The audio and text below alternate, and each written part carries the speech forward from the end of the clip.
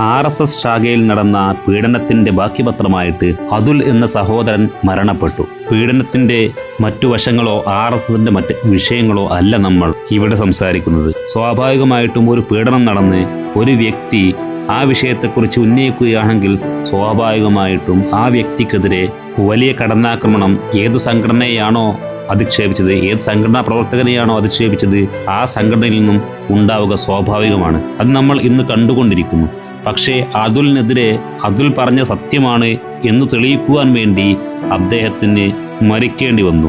പൂർണ്ണമായും ഈ അതുൽ എന്ന സഹോദരൻ മരണപ്പെടാതെയാണ് ഈ ആരോപണം ഉന്നയിച്ചതെന്നുണ്ടെങ്കിൽ ഒരിക്കലും ഈ സമൂഹത്തിൽ ഇത്തരത്തിലുള്ള പ്രതികരണം ആയിരിക്കില്ല ഉണ്ടാവുന്നത്. ഇത് എല്ലാ പീഡനങ്ങളിലും എല്ലാ പരാതികളിലും മനുഷ്യ സഹജമായി പുലർത്തേണ്ട മര്യാദയെയാണ് നമുക്ക് മുമ്പിൽ ഓർമ്മിപ്പിക്കുന്നത്.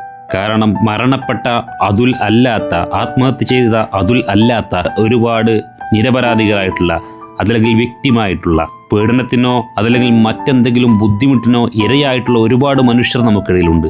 പക്ഷേ അവരെല്ലാം ആരോപണങ്ങളും പ്രശ്നങ്ങളും ഉന്നയിക്കുന്നത് അവർ ആത്മഹത്യ ചെയ്യാതെ ആണ് എന്നുള്ള ഒറ്റ കാരണം കൊണ്ടാണ് സമൂഹം അവരുടെ വാക്കിനെ ഇന്നും മുഖവിലക്കെടുക്കാത്തത്.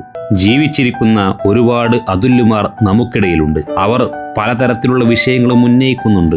അവർക്ക് പലതരത്തിലുള്ള പരാതികളുമുണ്ട്. പക്ഷേ ആ അതുല്യമാർ ജീവിച്ചിരിക്കുന്നു എന്നുള്ളത് കൊണ്ട്, ആ അതുല്യമാർ ആത്മഹത്യ ചെയ്തില്ല എന്നുള്ളത് കൊണ്ട് മാത്രം പരിഗണന കിട്ടാതെ ഇരിക്കുന്ന എത്രയോ കേസുകൾ, ചിലപ്പോൾ കേസുകളല്ലാതെ വെറും ആരോപണമായി പോലും നമുക്കിടയിലുണ്ട്. അപ്പോൾ ഓരോ മനുഷ്യനും ആലോചിക്കേണ്ടത്, ഇവിടെയുള്ള പരാതികളും ആരോപണങ്ങളും ഉന്നയിച്ചതിനു ശേഷം അതുലിനെ പോലെ അവരും ആത്മഹത്യയിലേക്ക് വഴുതി വീണാൽ മാത്രമാണോ നിങ്ങൾ അവരുടെ പരാതികൾ മുഖവിലക്കെടുക്കുക എന്നുള്ളതാണ്.